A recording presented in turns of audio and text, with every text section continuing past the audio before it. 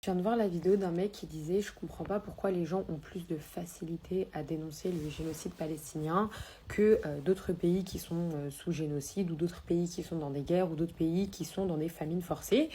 Il est 6h57 du matin, je suis sous nuit blanche et dans 30 minutes je vais aller dans l'aéroport donc en vif ma take entre guillemets. Je pense pas que les gens aient forcément plus de facilité, je cite, parce que facilité pour parler d'un génocide, voilà, à dénoncer le génocide palestinien. Moi, je vois ça d'un œil différent. Je vois ça plutôt, les gens ont plus de facilité à trouver un responsable au génocide palestinien parce que c'est une colonisation classique telle qu'on l'a appris à l'école. C'est-à-dire que ça ne nécessite pas aux gens de réfléchir, de faire des recherches et d'aller trouver un responsable dans une pyramide, dans un monde en tout cas, qui vient flouter les pyramides de responsabilité.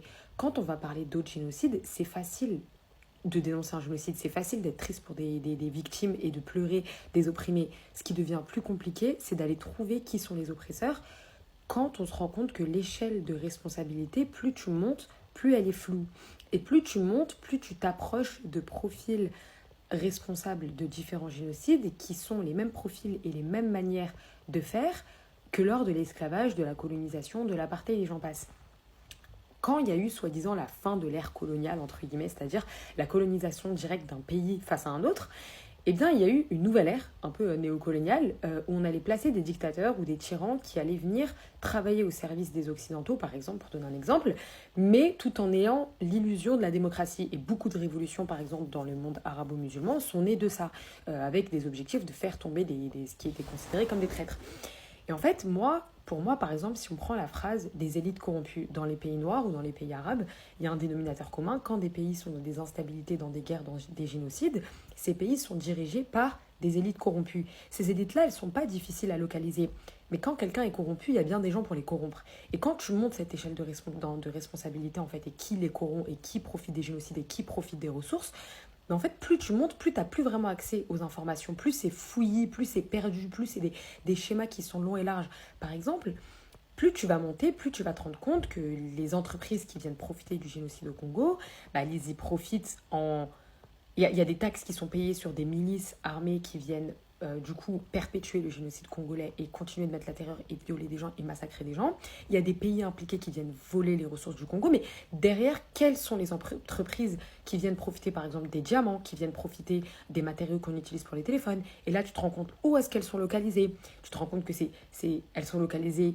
Ok, ici, par qui sont-elles détenues? Ok, beaucoup de personnalités blanches, beaucoup de gens par exemple qui sont connus pour faire partie de lignées où ils ont hérité de leur fortune, qu'ils ont réinvesti, par exemple de l'esclavage ou de l'apartheid. Je ne sais pas si c'est clair. Et en fait, c'est pas une échelle de responsabilité qui est floue en elle-même. C'est une échelle de responsabilité qui est rendue floue exprès pour nous empêcher de pointer du doigt les personnes qui sont responsables. Et du coup, je pense que, par exemple, c'est un exemple, c'est pas un exemple, mais c'est un aspect aussi qui est très important.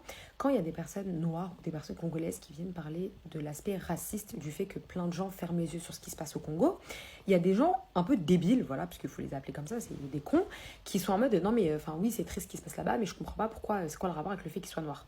Pour moi, ces personnes, je les imagine comprendre le discours comme tu dis à quelqu'un, genre, il y a un génocide, la personne te dit, je suis triste, tu lui dis, ils sont noirs, elle te dit, oh, bah s'ils sont noirs, cher. Non, c'est pas en ce sens qu'il y a du racisme.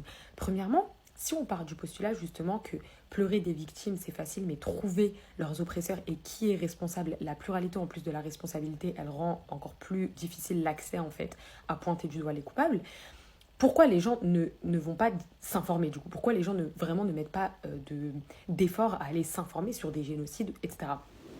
Eh bien, c'est parce qu'il y a une idée commune qui est promue notamment par les journalistes, et c'est là que je vais donner un exemple, dans laquelle, cette idée veut que c'est à cause des peuples qu'habitent certaines zones du monde que des pays sont voués à être dans des génocides et des guerres. Et en fait, c'est essentialiste et c'est raciste. Pour donner un exemple, 2022, l'invasion de l'Ukraine par la Russie, il y a une journaliste qui avait fait le tour du monde qui avait dit « Ce ne sont pas des Syriens, ce sont des Ukrainiens, blancs, chrétiens, comme vous et nous ». Certaines personnes avaient interprété ce discours quant à la proximité de l'Ukraine géographiquement. Or, ce n'était pas vraiment ça la proximité. Dans l'imaginaire collectif de beaucoup, c'est des gens civilisés, contrairement à certaines zones du monde, où là, c'est pas grave qu'il y ait des guerres, des génocides, de la colonisation, de l'apartheid, des gens passent, parce que Qui peuplent ces pays-là? Ce sont des Noirs et des Arabes. Et les Noirs et les Arabes ne sont pas civilisés. Ils sont barbares, c'est des sauvages qui ne peuvent pas vivre entre eux. Le champ lexical de la barbarie. De toute façon, le tiers-monde, non mais chez eux, chez eux, chez eux. Et tu vois, ce champ lexical qui laisse entendre que ça sert à rien de s'informer parce que c'est trop compliqué. Et il y a le champ lexical de la complication, où en fait, on vient nier les logiques impérialistes, capitalistes, coloniales et la dette payée par certains pays qui du coup payent la dette du retard du développement qui a permis en fait dividende de la paix occidentale, qui s'est payé au prix de la colonisation, l'esclavage, j'en passe. Et du coup, quand on apprend à l'école l'histoire, on apprend les colonisations classiques. La France a colonisé l'Algérie, l'Angleterre a colonisé l'Irlande. Donc c'est simple de se dire, ok, si un pays vole un autre pays, c'est mal. Voilà, c'est mal. Voilà. Quand des gens sont bombardés, si tu peux pointer du doigt le responsable, c'est mal. Le problème, il est que pointer du doigt des victimes, tout le monde peut le faire. À part si t'es un membre du Ku Klux Klan, je vois pas comment je ne peux pas soutenir le Congo et j'aurais être triste, etc. Mais en fait, pleurer des victimes, ça secoue pas l'ordre mondial. Pointer du doigt, responsabiliser, condamner et agir contre les coupables et les responsables, c'est ça qui fait avancer les choses. Et en fait, je pense que... Parce qu'en plus, ce que je comprends pas trop dans ce comparatif... Enfin, si je comprends pas, enfin vous avez capté, mais dans ce discours-là, il y a des gens qui sont vraiment en mode je comprends pas, et il y a des gens qui sont en mode ouais, genre en mode les gens parlent que de la Palestine, par exemple, simplement par racisme, tu vois. Enfin, vous voyez, genre du style, genre oui, le Soudan, c'est l'Arabie... Enfin, il y a plein de discours en mode ouais, le Soudan, c'est l'Arabie Saoudite, mais l'Arabie Saoudite, c'est des Arabes et des musulmans, donc les Arabes s'en foutent. Or, l'Arabie Saoudite est aussi responsable en majorité de la coalition contre le Yémen, où les Yéménites meurent en masse, et c'est aussi des Arabes, et elle soutient aussi, et elle normalise avec Israël contre la Palestine c'est aussi des Arabes. Sauf que, genre, en mode, tu dis, ok, genre pour donner un exemple tout con, quoi. Il y a des pays, il y a des gouvernements qui balancent des êtres humains de couleur noire dans le désert, et des êtres humains de manière générale dans le désert. C'est horrible, tu condamnes le gouvernement. Mais en fait, qui finance ces gouvernements? Offre et demande. Qui finance ces gouvernements? À qui ça profite? Qui sont les élites corrompues? Qui a été placé là? Ces gouvernements, ils sont arrivés comment là? Et tu montes, mais ça demande en fait du coup de vouloir accéder à cette information. Ok, genre, il y a des trucs qui sont tellement profonds. Genre, rien que tu prends l'exemple de la Libye, pour comprendre les deux gouvernements, pour comprendre rien que le gouvernement de Haftar, il faut remonter jusqu'à le guerre face au Tchad, il faut comprendre le lien avec l'Arabie Saoudite, il faut comprendre le lien avec, faut comprendre.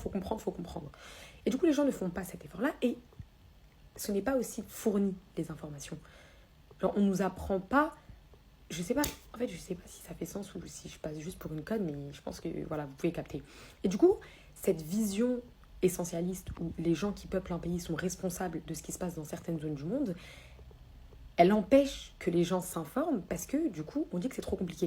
Et l'exemple de la Palestine, c'est que pendant 75 ans, tout le monde s'en foutait de ce qui se passait en Palestine.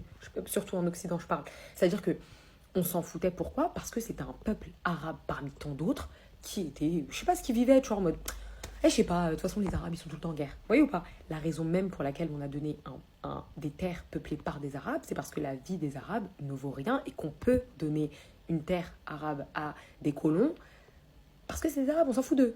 We don't care. Et la propagande, elle a marché parce que les gens ne s'informaient pas. C'est-à-dire que quand ils avaient dans leurs films, leurs séries, le cinéma américain, les livres, l'histoire, tout, un truc, une propagande de masse sioniste qui venait diaboliser la Palestine, bah, les Occidentaux, enfin, les gens avalaient les informations sans forcément avoir le besoin de s'informer parce que ça leur paraissait logique dans la ligne éditoriale et dans la ligne journalistique et dans la ligne historique où les Palestiniens étaient des Arabes, donc voués à tout le temps se plaindre ou tout le temps dans des génocides ou tout le temps dans des guerres. Voilà. Et cette narrative aussi, elle s'ancre du coup dans le lien que l'Occident a réussi à faire entre terrorisme et islam. Voilà. C'est-à-dire créer une sorte de définition occidentale où terrorisme égale islam. Alors que déjà, il n'y a pas de vraie définition internationale. Et ensuite, l'imposition d'une idéologie par la terreur, c'est les Américains les premiers.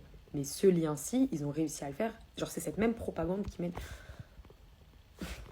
Est-ce que ça fait sens? Voilà. Bref, il me reste 50 secondes. Tout ça pour dire que quand des personnes vous expliquent les logiques racistes et profondément ancrées dans l'histoire, parce qu'en plus, le Congo... Tu peux rentrer dans l'histoire de comment ce qui se passe actuellement, ça se calque parfaitement à l'histoire déjà où ils se faisaient esclavager, où ils ont été massacrés par millions, etc. Enfin bref, mais informez-vous et allez plus loin que les simples informations de un tel, en tout le temps essayant de monter l'échelle de responsabilité pour pouvoir pointer du doigt les responsables, les boycotter également, et pouvoir du coup agir contre les responsables de ces génocides-là. Voilà. Et juste en 15 secondes, c'est pas un truc en mode il n'y a pas de fautif à l'intérieur, hein. C'est pas un truc en mode ouais, c'est tout le temps la faute. Non, il y a des fautifs à l'intérieur, il y a des chiens, il y a des gens de la casse, il y a des meurtriers, il y a des génocidaires, il y a des assassins, etc. C'est pas ça que je suis en train de dire. Je suis en train de dire que quand il y a un tueur à gages, il y a quelqu'un qui l'a engagé. C'est ça que j'expliquais, que le tueur à gages est responsable, mais c'est bien de savoir qui engage différents tueurs à gages dans les 4 coins du monde pour tuer tout le monde.